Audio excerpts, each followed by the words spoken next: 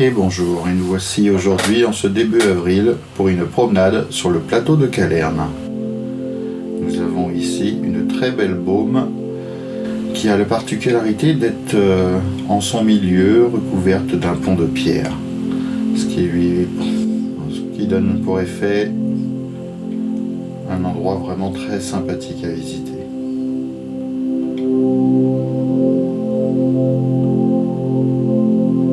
Le plateau de Calerne regorge de baumes, grottes, c'est un véritable gruyère.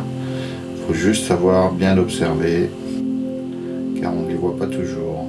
Celle-ci est indiquée sur les cartes IGN.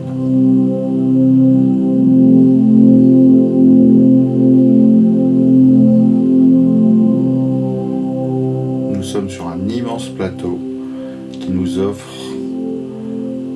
un terrain de jeu et de promenade extraordinaire.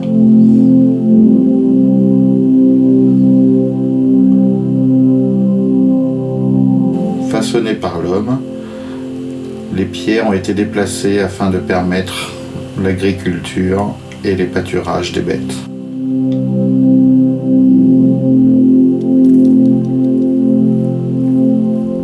Les animaux comme ma chienne peuvent s'en donner à cœur joie ici. Aucune route aux abords, ils peuvent se balader tranquilles.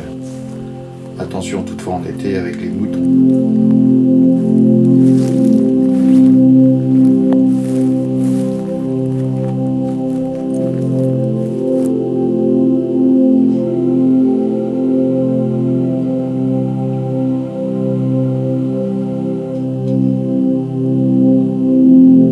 Nous sommes en avril, début avril même.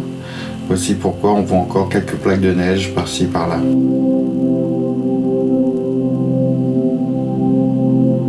Ici, nous avons un enclos qui servait autrefois pour garder le bétail la nuit. Les bergers laissaient là leurs moutons et s'abritaient dans une cabane.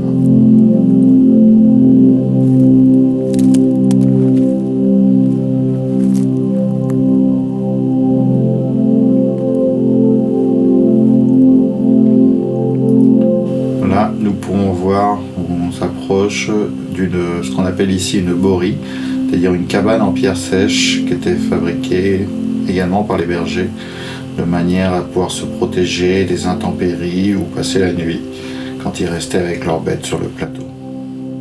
Il y a de nombreuses bories sur le plateau, malheureusement elles ne sont pas entretenues et beaucoup par temps finissent par s'écrouler. C'est dommage. Maintenant, regardez bien, en bas de l'écran, au milieu, vous allez voir, j'ai réussi à capturer un chevreuil.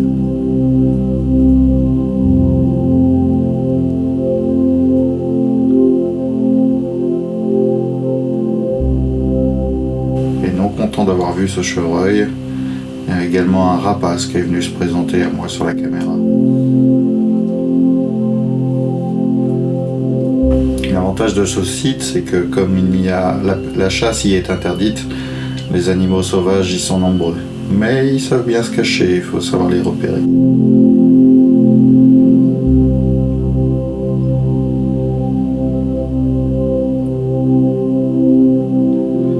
Le déplacement des pierres fait par l'humain pour dégager des terres permet de montrer un décor artistique par moment.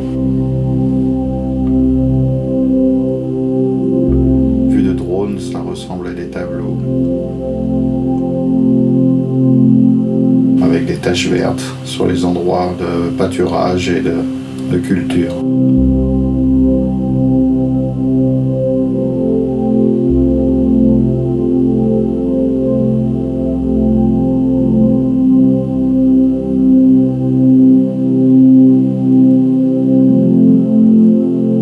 Pour finir cette petite promenade, nous allons rentrer à ce que nous voyons en haut à gauche, c'est-à-dire l'observatoire de la Côte d'Azur.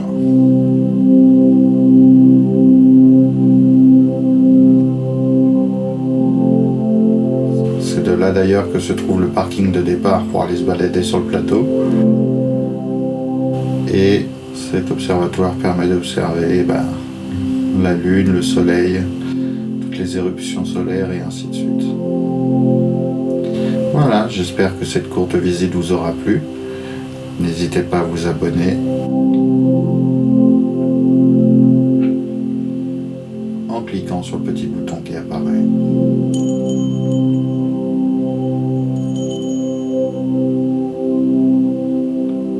Et puis je vous dis à bientôt pour d'autres visites.